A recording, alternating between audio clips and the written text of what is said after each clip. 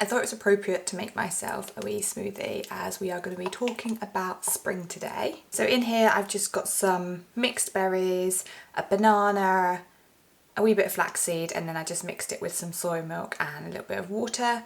It's one of my go-to smoothies. It's super easy to make. I do like to have a green smoothie as well, and I do have some kale that I could have put in, but it kind of makes it go a funny colour. I feel like with berries, and it's less appetising. I prefer to do a green smoothie when I have like mango and banana as my base. In all honesty, it's not feeling particularly spring-like today. It's very rainy, and I think it's going to be on and off like this all day, but I suppose it is February or end of February. We're going to go into March this week, very exciting, and I live in Scotland, so that's not really a shock. We had a glorious day yesterday as well, typically the day I wasn't filming, but anyway, we will persevere. I filmed a couple of these kind of getting ready for the upcoming season before, so I'll link those below if you've not seen them. But yeah, I really like to live more seasonally, live in line with the seasons. It means that I have a really like rooted and grounded relationship with nature and what's going on around me, and it also gives me a nice variety through the year as well. So today I definitely want to set up some intentions and pick a word of the month for March and just generally for spring. I want to go outside and maybe film a little bit of signs of spring that are definitely coming through. I was so excited to see my first snowdrop. Spring comes quite slowly in the Highlands because we're quite far north, but yeah, I was like out in the garden actually with my partner and I spotted it and I was like, oh, spring's on the way. So there's definitely lots of snowdrops now and daffodils, so that's exciting. And I also want to go through my reading planner and my reading list and get that sorted for spring and show you guys what I'll be reading. So I'm gonna take this with me and we're gonna talk a little bit about planning.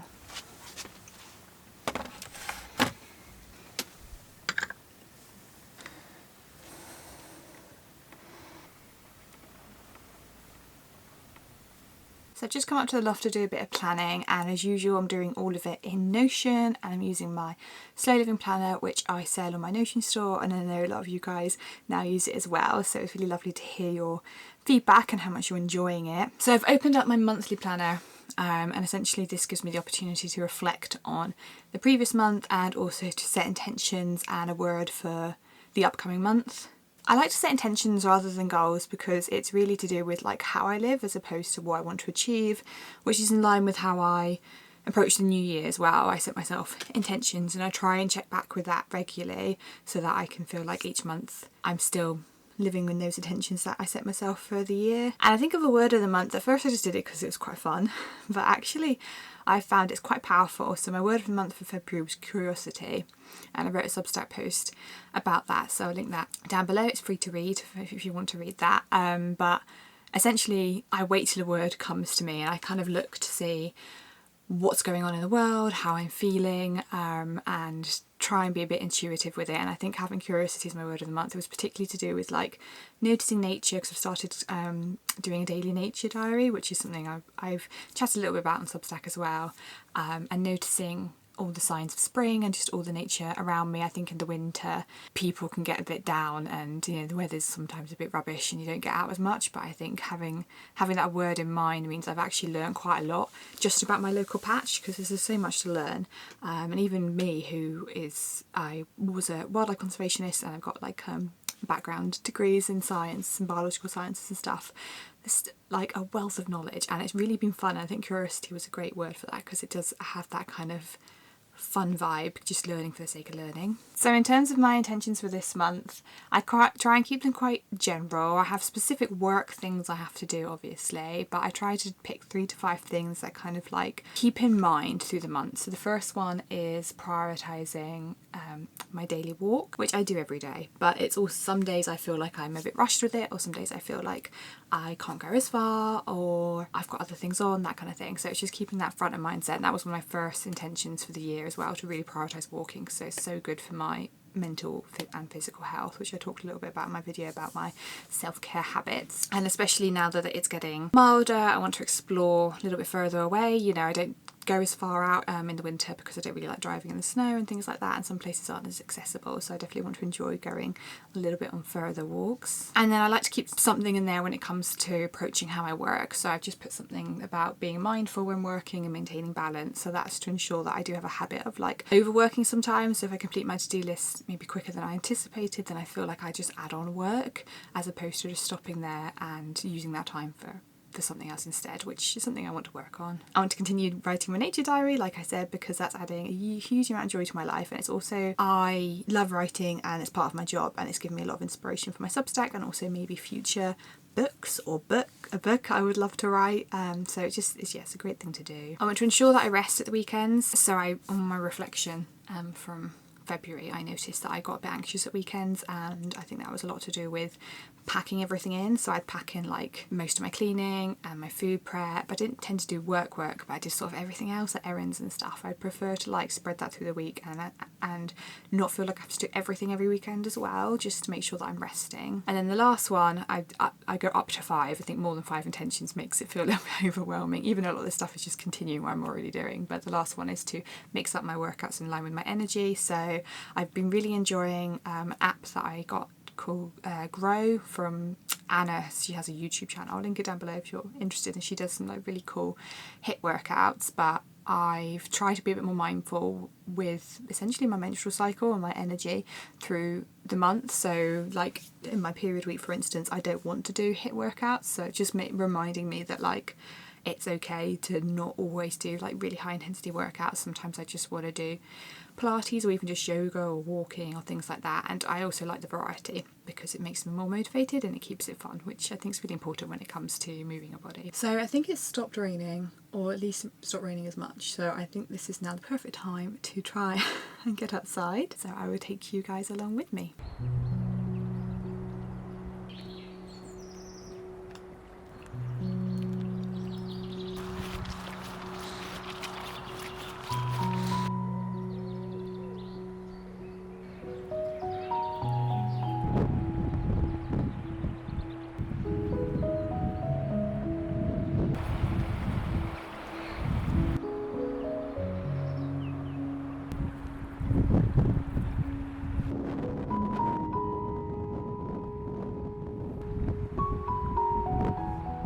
So typically the heavens opened as we left the tiny home, and I got all my waterproofs on, and now the sun's come out. So it's a very undecided day. There's a buzzard over there, I've just noticed. You won't be able to see it, it's too far away. But yeah, the sun's quite warm as well. I think bright days in like end of February have so much hope. Like the birds are singing. There's a blackbird I think in the background singing around us, and it's just so lovely. It's so lovely to have the lighter days as well. As much as I actually really quite enjoy the I do enjoy the cold. The dark mornings in winter, it gives that like really cozy feel, and it makes you feel like you can relax. You don't have to be anywhere. It is lovely to have lighter mornings and lighter days generally, and get outside more and more, which is something I'm definitely intending to do this spring. We've just been spotting some signs of spring because we've been looking at some catkins, which are really fun thing to learn. They're a great way to like distinguish between all the different winter trees, which are quite hard to like identify and tell apart at this time of year without the leaves. And that's something I was writing a little bit about on my Substack as well, like my journey and learning for the sake of learning about nature, rather than doing it for like what was my career or for a test. And it's a lot more childlike, it's a lot more enjoyable way of learning, I think, and also doing it in a way that's like very imperfect, and liking the fact that I don't know everything about me, and having that kind of air of mystery with it as well. It's just, yeah, there's just so many upsides to getting outside, and hopefully the sun will last, but we'll see, because there's quite a few grey clouds coming in. Fingers crossed.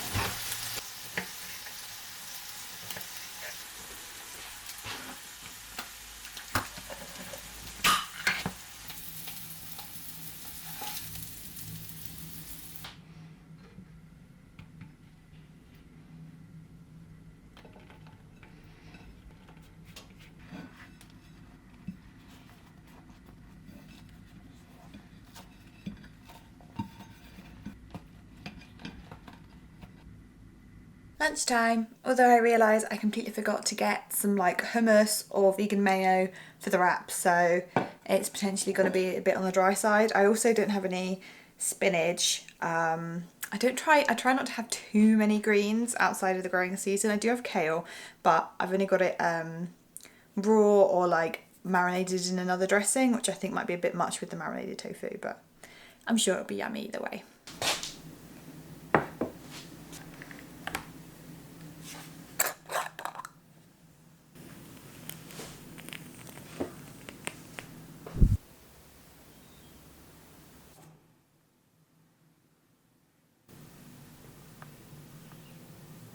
I've just spent an enjoyable half an hour organising all my reading, and I've done that again in Notion, in my bookworm planner, which is another template that I sell on my Etsy store, and it's something I've not done in a little while. I've got a bit behind on planning it and kind of just instinctively moving through my like pile of reading without putting too much thought into it, which is also fine. We all go through phases, but I think particularly on the cusp of a new season, it's really nice to have like a bit of an inventory and see what I've got to what I've got to read and categorize it a little bit, because I do like to read with the seasons. So in the planner I'm able to list, you know, the title, the author, genre, priority, status, as in if I started it, am I reading it, that kind of thing, and also the season I want to read it in. You can order it different ways. I have like, you can have it in I put some screenshots so you can see, but you can list it like a table, but you can also list it like a board, and in the board I separate it out through the different seasons, so it's easier to sort of visualize the different lists of what I'm reading each season. And of course, like I've said before, with my seasonal reading, it's not like a concrete science sort of thing, it's just my intuition of what I would like to read. So I've got a little I've got a little pile of books here that I wanted to share with you. I'm going to start off with my spring reading. So I want to read classics a bit more. So I used to read classics when I was a teenager. I went through a really big phase. I started with Anne of Green Gables, like a children's classic, and worked up, and I read all the Austens, read a lot of Bronte's work, which is my all-time favourites works, you know, some Dickens, Hardy, like all sorts.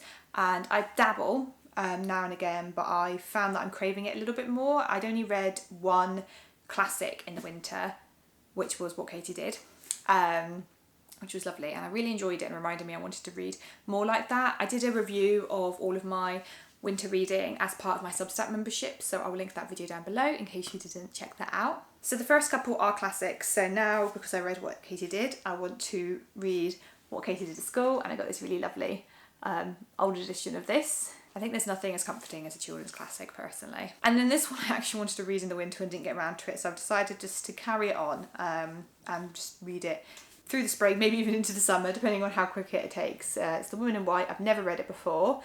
With classics, I do reread some of my favourites, but I've never read this one before, so I'm excited to get into it, and I've only a very small way through it at the moment, but I am enjoying it. But I just like to take my time with classics because they are, you know, harder to read.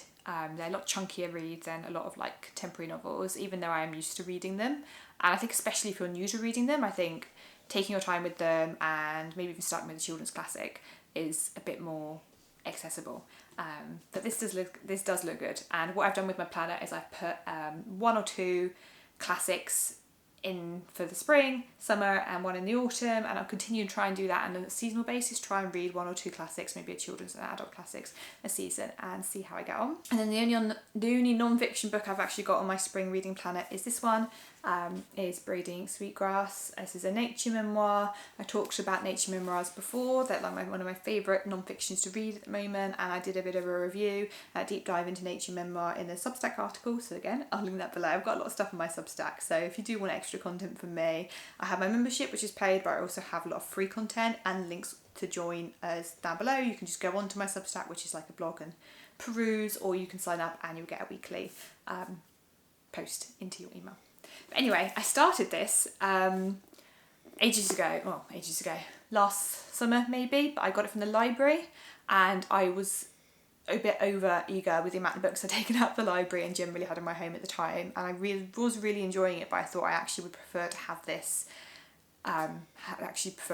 myself and just sort of chip away at it, because it's beautifully written, and I write, as I say, like with a nature diary, a lot of nature writing, so I have bought some nature memoirs as a bit of inspiration that I can refer to, and it means that now I'm ready to take it on, I can do it at my own pace. In terms of novels, I think this is the one I'm probably most excited to read. I got this quite a while ago, but I thought it would be a really good spring read. It's The Garden of Lost and Found.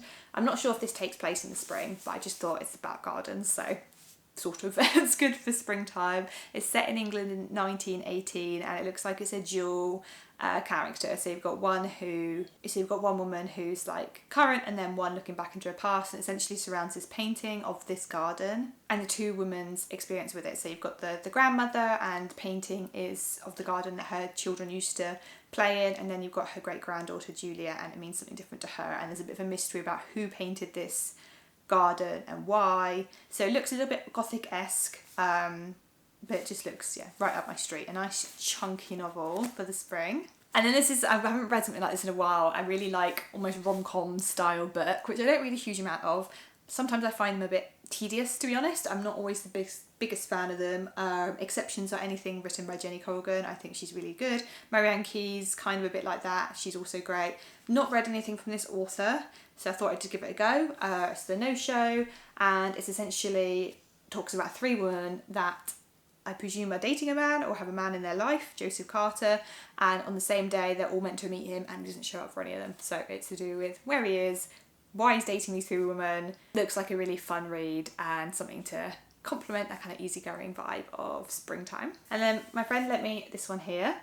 She said is really good, and I trust her opinion, so I'm excited to get into it. I've not seen the film either, so it's all new. It's Miss Peregrine's Home for Peculiar Children. A bit more magical, a bit more fantastical. I like to have a little bit mix of like more fantasy-esque reads and more kind of set in the real world reads. So I think this looks like great fun. And it looks like, if you've not read it or seen the film, it's essentially to do with a mysterious island and an abandoned orphanage and a collection of peculiar photographs, and it mixes kind of the fiction with the photography to discover what's gone on in this abandoned orphanage, basically. I don't really know what it's about because it's new to me, but it looks like a fun read. And then lastly, I got pretty much all of these from my local secondhand bookstore, by the way. It's great to just go charity shopping for books. You get so much stuff. Again, I've not read anything from this author, but has some great reviews, including from people like Jojo Moyes, who I really admire as an author. Elizabeth is Missing, and it essentially follows a woman, Maud, and it says she's very forgetful. She makes a cup of tea and doesn't remember to drink it. She goes to the shops, forgets where she went. Sometimes her home's unrecognisable, or her daughter Helen seems a total stranger. And then essentially it's about the one thing she is sure of, that is that Elizabeth is missing. So Elizabeth is one of her friends apparently, and a note in her pocket tells her that she is missing, but no one believes her. And it's essentially about her finding out who Elizabeth is, why she's missing, and it's kind of, obviously this woman got memory issues or something like that, and it's about getting to the bottom of that. So a little bit of a mystery type book. I really like the way the blurb is written. I think that always gives a good insight into the book, and yeah, just an intriguing one. So excited to read this one. So I hope you enjoyed this vlog and getting a little bit into the inspiration for spring. I think my next vlog will be looking at my spring wardrobe. So I'm thrifting at the moment. I'm in the process of thrifting my spring wardrobe, so I'll be sharing that with you. I'm just going to finish my tea, have a bit of a cozy afternoon, and thank you very much for watching and joining me in my wee tiny home as always, and I will see you guys next time.